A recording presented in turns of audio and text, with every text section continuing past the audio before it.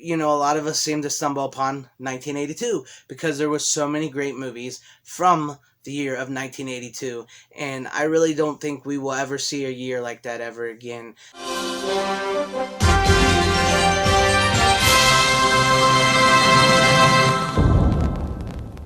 Hello, fellow followers, and welcome back to FanZcene. It's been a minute. Sorry about that. I've been a little under the weather lately, but today I have for you a look back at the summer movies of 1982, or just a look back at some of the movies of 1982, because if you're a movie fan, you know that the summer of 1982 was an important year.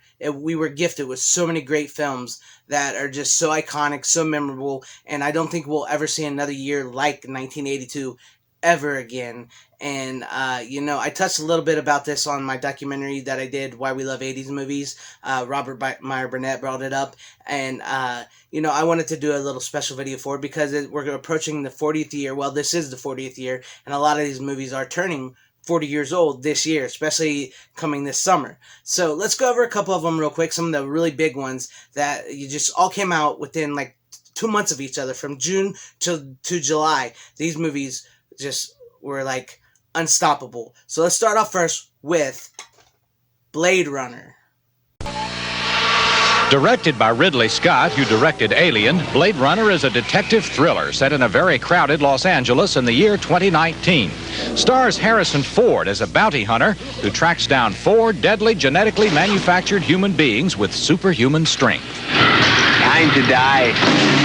The film has that dark, wet look of Alien and is filled with colorful characters, fancy technology, and flying cars. Playing Ford's love interest is Sean Young as a very lovely, genetically manufactured woman. Blade Runner is set for release on June 25th. Who could forget Poltergeist and E.T. Phone Home? Stop where you are!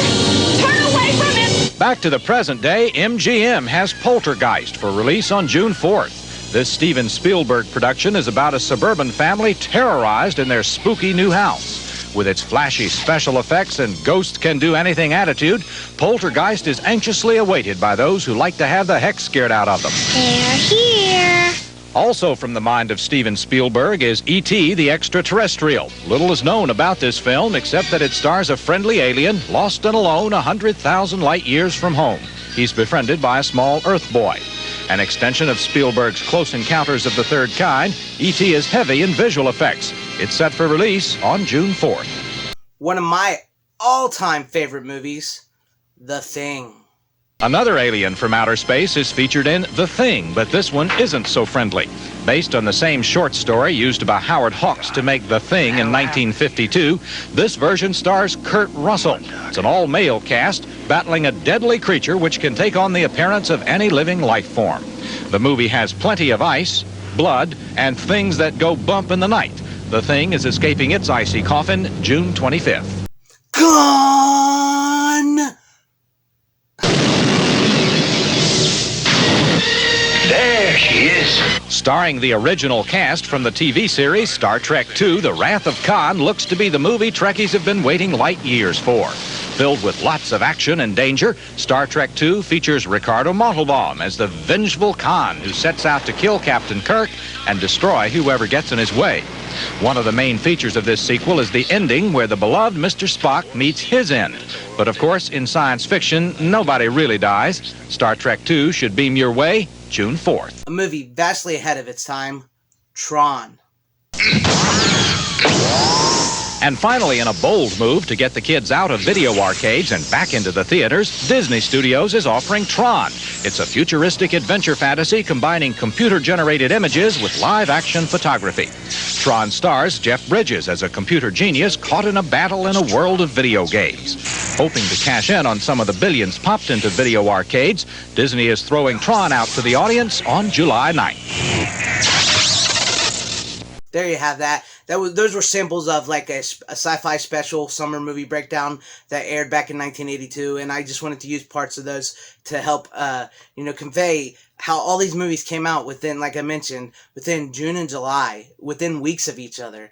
These movies are so great, so iconic, so memorable, and like I said, I really don't think we will ever get another year like 1982. And on top of that, those were just like the summer movies. But not only that, throughout the year of 1982, we got movies like Rocky 3, we got Friday the 13th Part 3, where Jason gets his iconic hockey mask, we got Basket Case, we got Beastmaster, we got Officer and a Gentleman, we got Porky's, we got Best Little Whorehouse in Texas, Zapped. There's just so many movies that came out in 1982. The list can go on and on. Death Wish 2, which is just coming to 4K on the uncut version from Vinegar Syndrome, which is amazing. Look, it's 40th anniversary. Death Wish 2, 4K, Vinegar Syndrome. These movies just, it's hard to explain that, like, some of them were not critical and financial successes. A lot of them, they flopped at the box office, and a lot of them, they hit at the box office. But throughout the years, we've come to appreciate so many of these movies. We go back, we watch them. Sometimes, we were kids. We didn't realize, some of us weren't even born, and so we didn't really give these movies a chance. And then as we got older, our taste changed, we matured, we went back through the catalog of movies throughout the years, and a lot of us seem to stumble upon 1982 because there was so many great movies from the year of 1982, and I really don't think we will ever see a year like that ever again. Entertainment today is just not what it once was. It's not. We're losing that art of the theater, the big blockbuster. Those are dying because of streaming services, because of modern identity politics, because of lack of storytelling. So, I mean, I could go on and on and on. That's been talked about so many times here on my channel, so many other channels, but it's not like I can't find modern entertainment, some good modern entertainment. I've found some really great modern movies and TV shows and whatnot, but they're a lot harder to find because there's so many things being greenlit for content that to weed through the good, you have to go through miles and miles of bad. And that's just something that's, once again, it's just taking away from the theater going, the movie going, the entertainment going spectacle of once was, of 1982. I mean, just think about these great movies that we will never have a chance to come back in today's modern times, unless some miracle happens. I just don't see it happening. But you never really know. You never know, because never say never. But I found myself, that's one of the reasons also why I do this channel and like to share my love of 80s movies and stuff, is because I found so many that, I'm older than I look. Trust me, I'm older than I look. And maybe I wasn't alive in 1982. Maybe. But I've gone back through the years of movies and entertainment as I started this channel, because I thought I was somebody who knew a lot about movies. I thought I'd put myself out here, and then I didn't quite realize that there's so many people out there on YouTube that look a lot like me and talk a lot about the stuff I talk about. But hey, you got to make your impact. You got to put your voice out there, and that's what I did. I wanted to do it. I'm a bit of a shy person, and so I decided to do this. And as I've done this, I've come across so many movies from the past that I had never seen, and that I'm learning about, and that I'm learning from so many other people about entertainment and how entertainment works and how the movie system works. So I just wanted to give 1982 its due, because it's the 40th anniversary of 1982. It's the 40th anniversary of so many of these movies. It was just such an iconic year, such a great year for movies. I mean, some of my favorite movies come from 1982. Like I said, The Thing, Blade Runner. I mean, just listen to these movies, man. So I don't know where I'm exactly going right now, but I just wanted to give a shout out to these movies, talk about this decade, celebrate it, talk about this year, 1982, and celebrate it, and just share my love for this with you guys. And let me hear your guys' love for this stuff in the comment section down below. What's some of your favorite movies from 1982? Were you alive in 1982? Did you see any of these movies in the theaters? Did your parents show you these movies?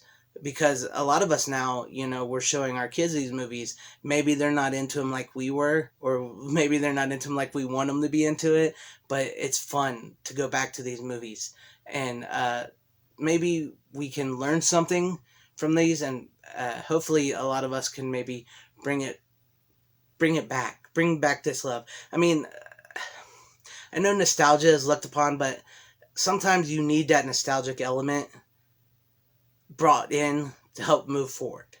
So let me know what you guys think about all this in the comment section down below. And if you like this video, please give it a like. And if you also like what you saw, please subscribe and hit that bell for notifications. I would truly appreciate that. Share this video out for everybody to see. I thank you guys for watching if you stayed this long. Wherever you guys are, please have a great, safe, happy, healthy day, morning, afternoon, evening, and night. Godspeed.